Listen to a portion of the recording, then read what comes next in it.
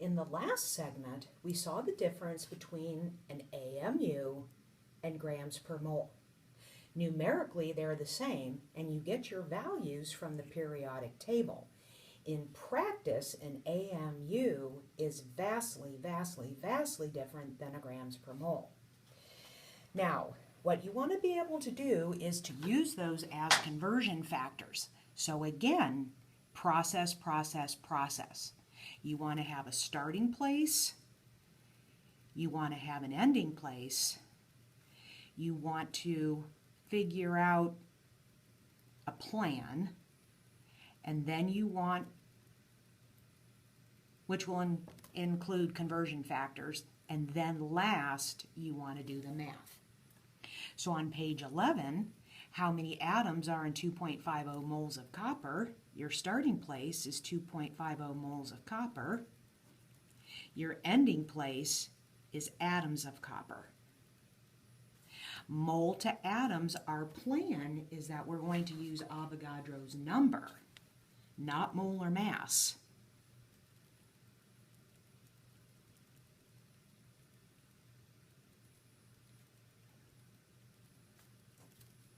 Moles of copper will cancel. We push some buttons on our calculator.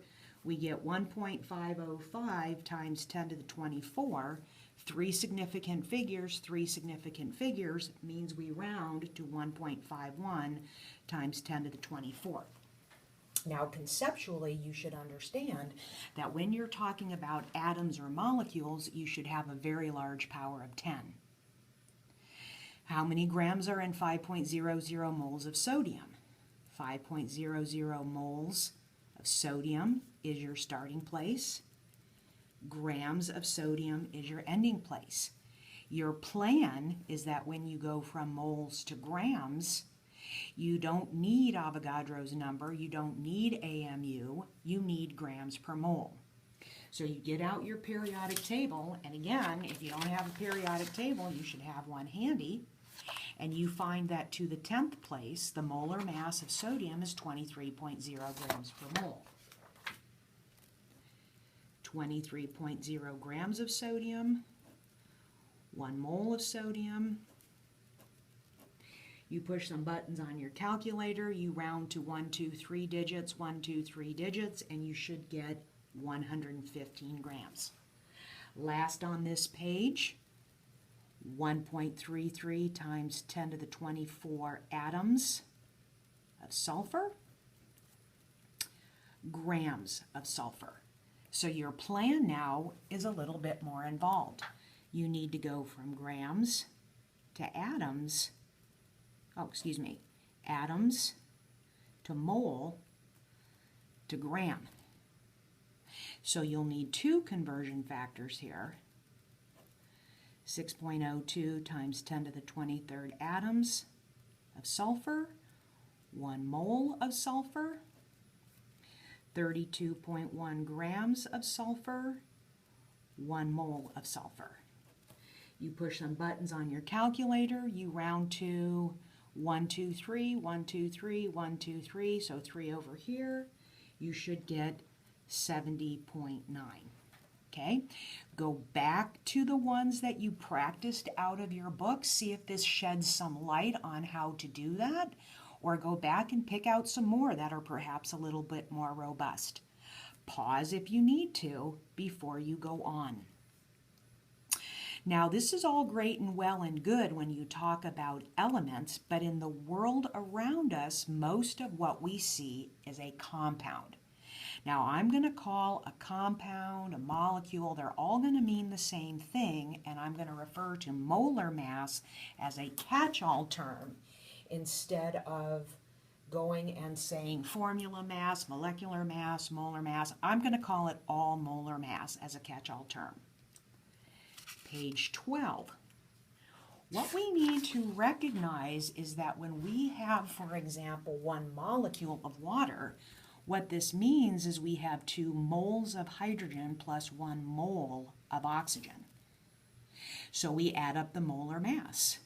2 times 1.0 for hydrogen, 1 times 16.0 gives us 18.0 grams per mole of water.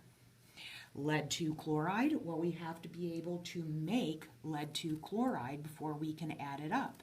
Lead 2 chloride means we need 2 of them, PbCl2. 1 mole of lead, 2 moles of chlorine.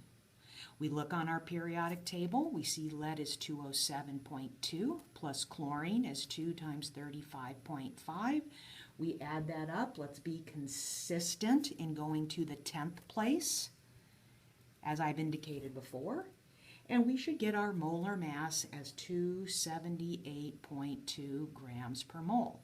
Again, you need to have your periodic table and your calculator handy, or this isn't going to make sense for you.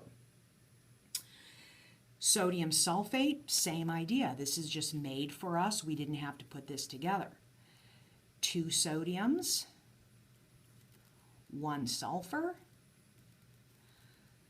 4 oxygens. That's why you learned to tally. If I put a 1 in front of here, that means I have 1 mole of this whole thing. The subscripts tell me I have to have that many moles of whatever that element is to go into 1 mole of that entire substance. We add that up, and we should get 142.1 grams per mole of sodium sulfate. Again, practice, pause, go back to the ones you did at the beginning, make sure you're getting them right. Because, like everything else we do, we have to put all of these into context. So it's like going to the store and getting a bunch of groceries. Are you just going to leave the groceries in the bag, or are you going to do something with it? The answer should be rhetorical, and that is you're going to do something with it. Okay? How many grams of water are in 4.51 moles of water? Same idea, except now we don't have an element, we have a compound. 4.51 moles of water is our starting place. Grams of water is our ending place. So now you have to make a plan. Do you need Avogadro's number? No. Do you need AMU? No. Do you need density? No. Do you need, what do you need? You need molar mass. So you find the molar mass, which we did up here. 18.0 grams of water, 1 mole of water. Mole of water will cancel. And when we do our math, we get 81.2 grams. How many atoms of aluminum are in 3.90 moles of aluminum oxide? Well, these are what I like to call cumulative sorts of problems. You have to make a formula for aluminum oxide before you can do much of anything. Aluminum oxide, Al plus 3, O2 minus, Al2O3. 3.90 mole, Al2O3 is our starting place. Ending place, it is atoms of aluminum. Try to figure that out, and in the next segment, I will complete these for you and move on to the next page.